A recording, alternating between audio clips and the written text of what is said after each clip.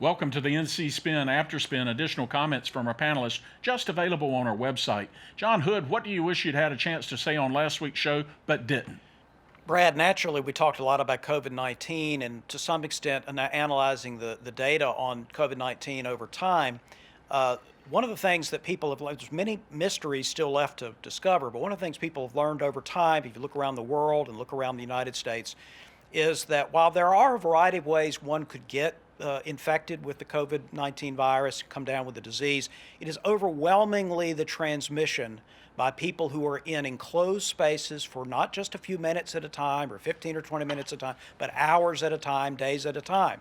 You can see that in North Carolina's data most obviously by looking at the Hispanic population, the percentage of the Hispanic population in North Carolina versus the percentage of cases accounted for by Hispanic people. In some places in North Carolina, it is half or more of all of the cases are people who are Hispanic. Now, the deaths are not that disproportionate. They're not much disproportionate at all by ethnicity.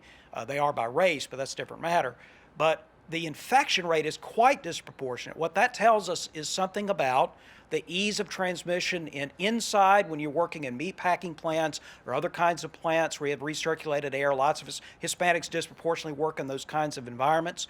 And it also tells us about congregate living settings, like, for example, farm laborers living together in dormitory style living arrangements, which is also the case in other countries where these outbreaks are not equally distributed. It is not primarily about people just not wearing a mask in a grocery store. That's not what the story is. I mean, obviously you should take precautions, but the biggest stories continue to be congregate living settings like nursing homes, rest homes, and dormitory style facilities for adults, not so much for kids, and workspaces that are very confined where people are together for hours and hours at a time without appropriate precautions. Let me ask you this. Does the state need a special effort for the Latinx community?